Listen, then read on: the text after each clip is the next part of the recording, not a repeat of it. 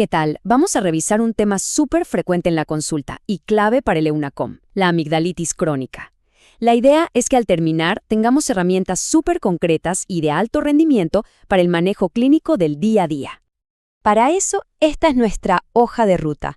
Vamos a partir con el concepto, después vemos las 3 formas clínicas, luego cuándo indicar la cirugía, un algoritmo bien práctico para la atención primaria y, por supuesto, el contexto GES acá en Chile. ¡Empecemos! Bien, entonces entremos en materia. Lo primero, y esto es fundamental, es entender que la amigdalitis crónica no es una sola cosa. En realidad, es como un término paraguas que agrupa varias condiciones. Y aquí es donde nuestro rol como médicos generales se vuelve crucial, en saber reconocerlas para derivar a tiempo a quienes realmente podrían necesitar una cirugía. Entonces, si lo definimos formalmente, estamos hablando de un conjunto de cuadros con inflamación persistente o recurrente de las amígdalas. Pero ojo, aquí viene el cambio de enfoque.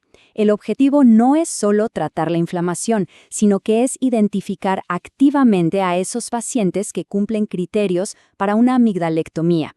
Ese es el verdadero desafío.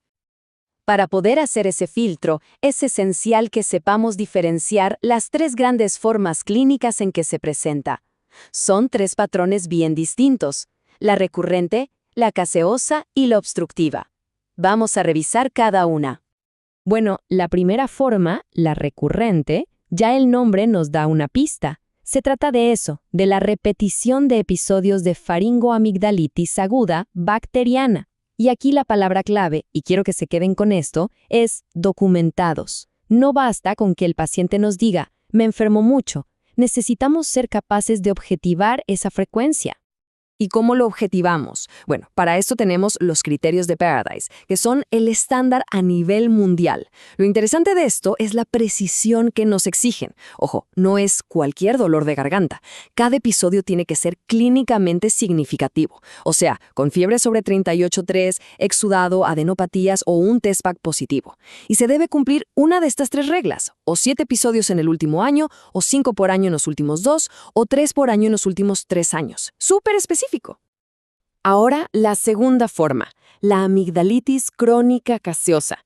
Esto es otro mundo. Aquí el problema no es la infección aguda, sino que se acumulan restos, detritos, en las criptas de las amígdalas y se forman los tonsilolitos.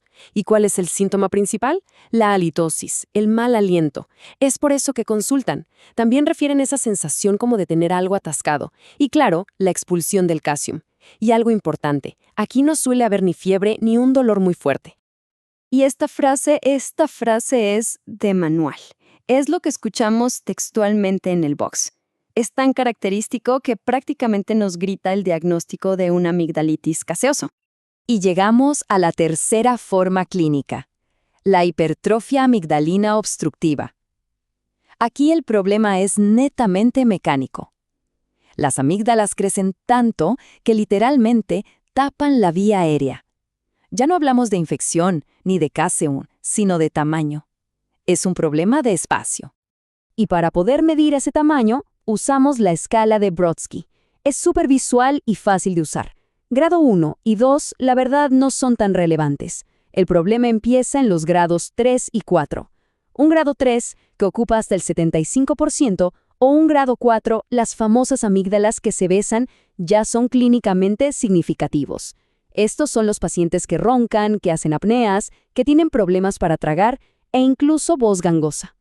Muy bien, ya conocemos las 3 formas de presentación.